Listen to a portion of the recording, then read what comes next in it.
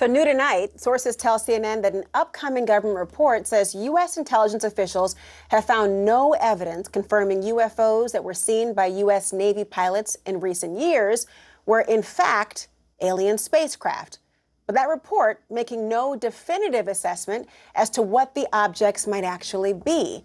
Are there now even more questions about what's flying in our skies? Here to discuss, Lue Elizondo, former director of the Pentagon's Advanced Aerospace Threat Identification Program. Sounds like the right person for this conversation. Welcome to the show. I'm glad that you're here. Luis, Thank you so much for having me. Thank you. And sources are telling CNN that the upcoming Defense Department report does not actually determine what these unidentified flying objects actually are. It doesn't say that they are alien spacecraft, but it doesn't say that they're not. It doesn't rule it out. It's going to add some fuel to the debate that's already going on, isn't it?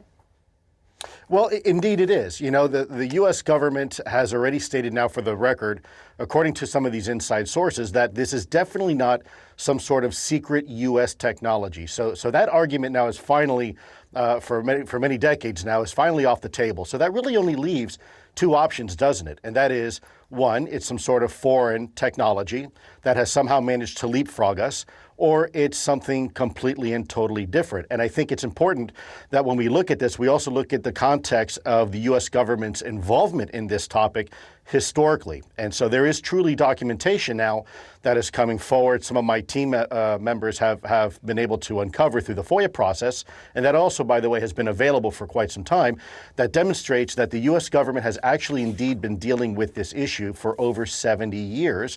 And that's a little bit problematic, because if we say this is foreign adversarial technology, we know that the Russians, after the Berlin Wall came down, had shared a lot of their UFO files with us. And so we know they had the same problem we did.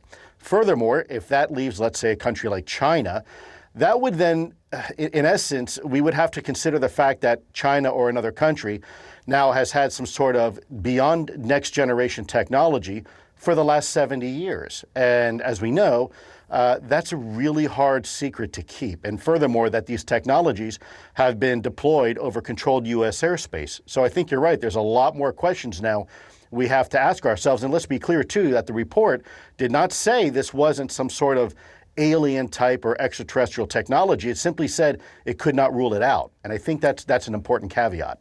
I want to go to that data you're talking about that history, to give people the context you're speaking of, because you actually did share new declassified reports with our team, and they detail intelligence on UFOs resembling something like a tic-tac going all the way back to 1947. You had a CIA report from 1953 says Swedish airline pilots encountered a silver or white flying lozenge traveling at high speeds. You got an FBI report from 1964 that details a UFO that's shaped like a butane tank.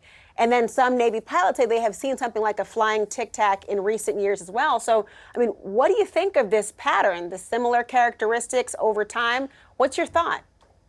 Well, first of all, thank you for doing your homework. I think a lot of media has been lazy about this topic, and I also want to thank you for your courage for reporting this topic. I do know that there's still some stigma and taboo associated with it. I think the fact that you have pilots separated by decades, if not generations, reporting the same type of observations, describing the same, what is essence, the same object, a 40-foot long, whether it's a white flying butane tank or a white flying tic-tac or a white flying lozenge.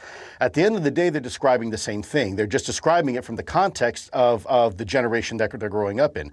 So we're definitely, I think it's safe to presume that we're seeing the same objects in the sky time and time and time again. And obviously that's a concern, because if the argument is that there is some sort of foreign technology that has somehow mastered this and is 1,000 years ahead of the United States, and oh, by the way, has been demonstrating this technology for the last 70 years, I think we've got bigger problems on our hands.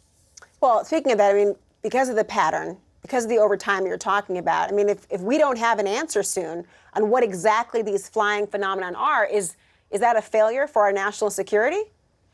Well, it is certainly it would be a failure, an intelligence failure that would eclipse 9/11 by orders of magnitude if it turns out that this is some sort of foreign adversarial technology. But I think it's important. We have to keep all options on the table. There's a lot of information right now that suggests it's not. And I know as hard as that may be to digest for some people, as an intelligence officer, it is important that we approach this topic objectively. We have to really try to keep our emotions out of this.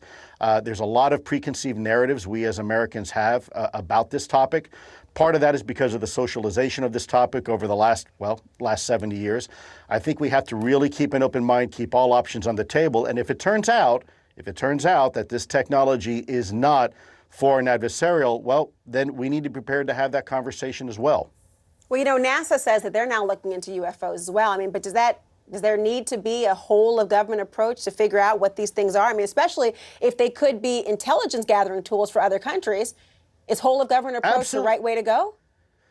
Right. Well, look, from a Department of Defense perspective and an intelligence perspective, our government should be looking at this from a national security perspective. But there's a whole lot of other, if you will, facets to this issue. And I do think we need a whole of government approach. I think we need to have the FAA and NASA and NOAA. I think we need to have also our academic institutions and our scientific community all involved in this, and then maybe we can start finding some answers. I don't think it is the purview of our national security apparatus to give us answers on things that aren't necessarily national security related. Frankly, I don't want my government telling me what I should think about something. I want my government to provide the facts and then allow us as the people to make our own determination on what this means. Ultimately, this is a topic that impacts everybody equally and yet differently, depending on perhaps the way we were raised and some of our philosophical and theological views. So I do think a whole of government, frankly, maybe a whole of society conversation about this. Lue Elizondo, thank you for your time. I appreciate it so much. We'll stay tuned. My honor and privilege. Thank you. Thank you.